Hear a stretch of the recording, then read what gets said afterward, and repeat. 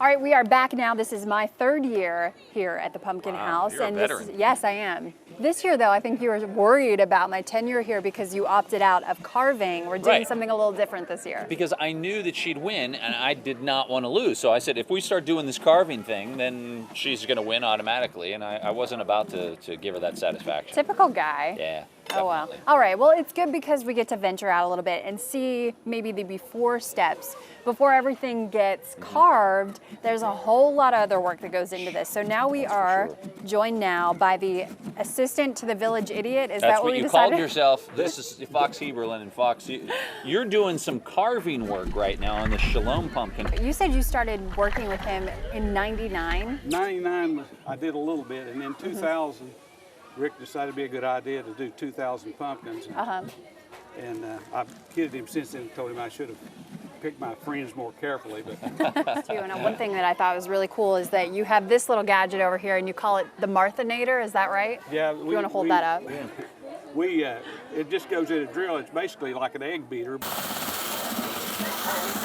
Several years ago, one of Martha Stewart's assistants sent Rick some of those in the mail. So she got these from them, and they help grind these up. Because the thing about this is, and we've noticed that when you open these up, especially one like this, the size of that, it's not just a simple matter of reaching in and pulling that stuff out. So Fox, my question is, what is your favorite part about this year's display? I mean, it's different every year. You bring new stuff in every year. So what's the best part this year?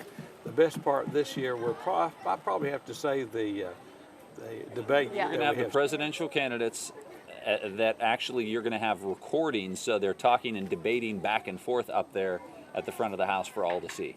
We've done candidates before, but not this elaborately. So. Yeah, I actually have Michelle and Obama right here. And as a matter of fact, we actually have the person behind the most intricate ones that you will see here at the Pumpkin House. So let's take, is this Michelle? This is Michelle. Okay, yes. And you are not Michelle, obviously. I'm Benjamin Wells. You do these really intricate drawings, and you've gotten a lot of other people to help. So want to take a look back there? Yes, I have. I have an entire crew back here. Great. Okay. Rick has gotten more ambitious with these intricate ones, and so I had to bring in more people because I can't do them all in a week's time. Oh, yeah. But we've done all 44 presidents, as well as Barack and Michelle Obama, who will be waving goodbye from the balcony. And now some of these young folks here from around the area that are helping me out are also working on some of the religious pumpkins that will go on the front porch. Now, are you an artist? Because, I mean, I would not be able to do this. I'm so not an artist. I'm not. I'm a United Methodist campus minister, but I'm also obsessed with carving pumpkins. I started about 7 years ago playing with pumpkin carving, and then I came up here and met Rick and discovered all of this madness and fell in love with it. Yeah. So how can you make it look like? I mean, that is. I mean, without it even being carved yet, I knew who this was. How do you do that? Well, a lot of it comes from, Rick has found some stencils that we use, and we kind of draw it out with ink, or Rick draws a lot of it out, and then I come back and it takes a long time, about sometimes as much as an hour on one, but it's smooth like that. So since it's not cut all the way through, that's what makes it last longer. Exactly. Okay. So if you were to give us one tip on how to carve the perfect pumpkin, what would it be? Patience. Something I lack. I guess we could ask you about the mess that occurs when you go home at night.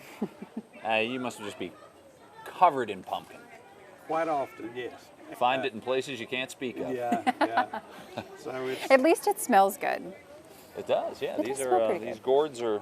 when they're fresh, they smell pretty good. I guess that's the speaking important of keeping part. them fresh, there's a process for this. They dip them back here in this tub, I've noticed.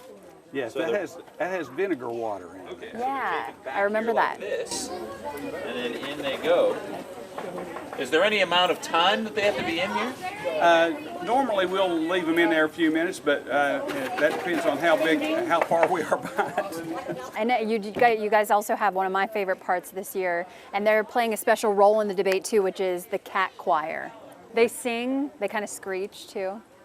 Yes, the cat choir is they're going to be incorporated in with the debate, and I think we have one of the cats will be singing "God Bless America." The kids like all that stuff. Oh yeah, this is a Big great kids and family little thing. kids. Absolutely. Totally agree with you. Thank you so much, Fox, for thanks talking to being with us. Definitely. We'll be right back.